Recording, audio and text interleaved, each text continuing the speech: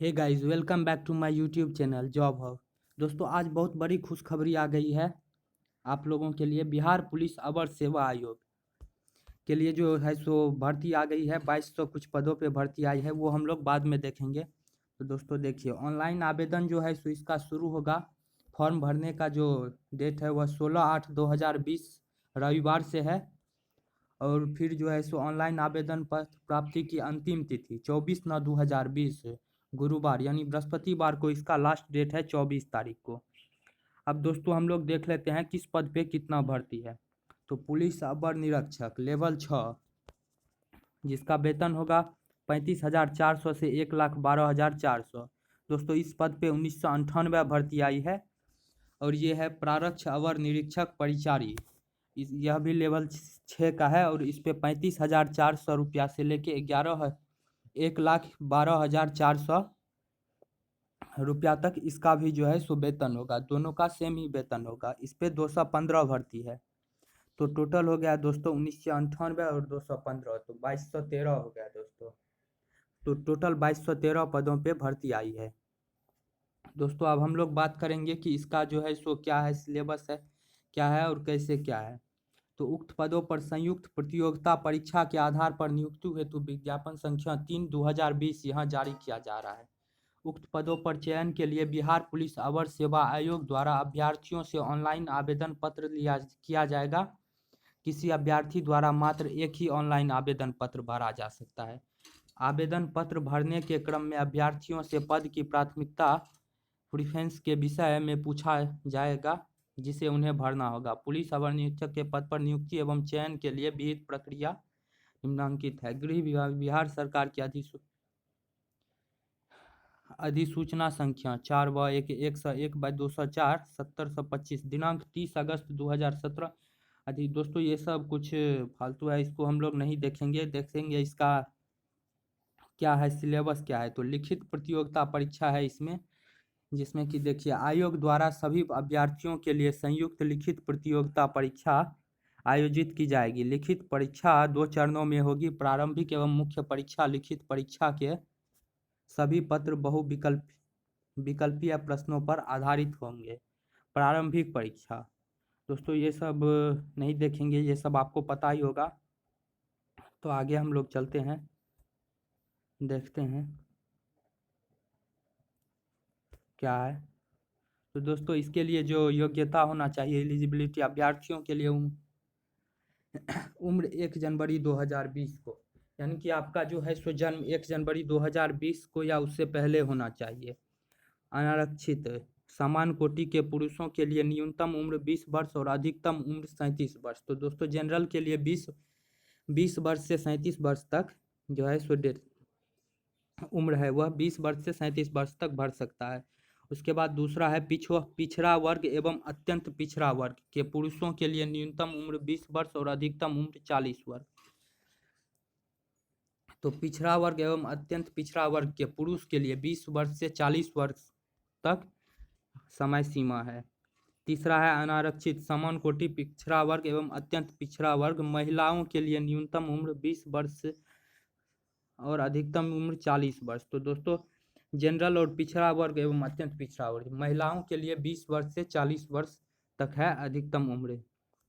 चौथा है अनुसूचित जाति एवं अनुसूचित जनजाति के पुरुषों एवं महिलाओं के लिए न्यूनतम उम्र 20 वर्ष और अधिकतम उम्र 42 वर्ष होना चाहिए। उसके बाद दोस्तों आर्थिक रूप से कमजोर वर्ग पर अधिकतम आयु वही होगी जो क्रमशः अनारक्षित के पुरुषों एवं महिलाओं के लिए निर्धारित है। तो दोस्तों यहाँ पे ईडब्ल्यूएस के लिए कोई भी उम्र में सबका सेम ही होगा, कोई फायदा नहीं है ईडब्ल्यूएस को एज में। आगे देखेंगे आरक्षण पे। तो बिहार पदों एवं सेवाओं की रिक्तियों में आरक्षण अनुसूचित जातियों अनुसूचित जनजातियों एवं अन्य पिछड़ा वर्गों के लिए अधिनियम 1991 बिहार अधिनियम 3/1992 समय समय पर यथा संशोधित के अनुसार आरक्षण के प्रावधान लागू होंगे एवं इसका लाभ केवल बिहार राज्य के अस्थायी निवासी को ही देय होगी। अन्य राज्यों के आरक्षण कोटि के अभ्यर्थियों की गणना अनारक्षित समान कोटि के अभ्यर्थियों के रूप में की जाए। तो दोस्तों देखिए आरक्षण जो है सो वह सिर्फ बिहार के लिए ही, जो बिहार का स्टूडेंट है सिर्फ उसको ही मिलेगा। अब देखते हैं दोस्तों आगे क्या सब है। अब इसका जो है सो फिजिकल के लिए जो है योग्यता वो देख लेते हैं। तो अनारक्षित समान वर्ग एवं पिछड़ा वर्ग के पुरुषों के लिए न्यूनतम ऊंचाई 165 सेंटीमीटर होना चाहिए दोस्तों। तो इसमें जो है सो आपका हाइट 165 मांगता है। उसके बाद है अत्यंत पिछड़ा वर्ग अनुसूचित जाति एवं अनुसूचित जनजाति के पुरुषों के लिए न्यूनतम 160 सेंटीमीटर होना चाहिए। और अत्यंत पिछड़ा वर्ग और अनुसूचित जाति एवं अनुसूचित जनजाति के लिए 160 सेंटीमीटर होना चाहिए। तीसरा है सभी वर्ग की महिलाओं के लिए न्यूनतम ऊंचाई 155 सेंटीमीटर एवं न्यूनतम वजन 48 किलोग्राम होना चाहिए। तो दोस्तों यहाँ पे महिलाओं के लिए सबके लिए सेम ही है। अब देखते हैं सीना। तो दोस्तों यह सिर्फ पुरुषों के लिए है। अनारक्षित सामान्य वर्ग पिछड़ा वर्ग एवं अत्यंत पिछड़ा वर्ग के पुरुषों को बिना फुलाए 81 सेंटीमीटर होना चाहिए और फुलाकर 86 सेंटीमीटर कम से कम होना चाहिए। फुलाने के बाद सीना में कम से कम 5 सेंटीमीटर का अंतर होना अनिवार्य है। उसके बाद दोस्तों अनुसूचित जाति एवं अनुसूचित जनजाति के पुरुषों के लिए बिना फुलाए 79 सेंटीमीटर होना चाहिए न्यूनतम और फुलाकर 84 सेंटीमीटर। फुलाने के बाद सीना में कम से कम 5 सेंटीमीटर का अंतर होना अनिवार्य होगा। दोनों में 5 सेंटीमीटर का अंतर होना अनिवार्य होगा। निम्नांकित शारीरिक दक्षता परीक्षा के अभ्यर्थियों को सफल होना अनिवार्य होगा। दौड़ दोस्तों पुरुषों के लिए 1 मील की दौड़ के लिए समय सीमा 6 मिनट 30 सेकेंड है। इससे अधिक समय लेने वाले अभ्यर्थी असफल घोषित होंगे। तो 6 मिनट 30 सेकेंड में 1 मील है दोस्तों। महिलाओं के लिए 1 किलोमीटर की दौड़ के लिए समय सीमा 6 मिनट। इससे अधिक समय लेने तो महिलाओं के लिए 6 मिनट में 1 किलोमीटर है और पुरुषों के लिए 1 मील है 6 मिनट 30 सेकेंड। उसके बाद ऊंची कूद पुरुषों के लिए न्यूनतम 4 फीट है और महिलाओं के लिए न्यूनतम 3 फीट है। लंबी कूद पुरुषों के लिए न्यूनतम 12 फीट है और महिलाओं के लिए 9 फीट है। गोला फेंक दोस्तों इसमें गोला भी फेंकना होता है। तो वह पुरुषों के लिए न्यूनतम 16 फीट फेंकना होगा और यह गोला एक गोला होगा 16 पाउंड का पुरुषों के लिए।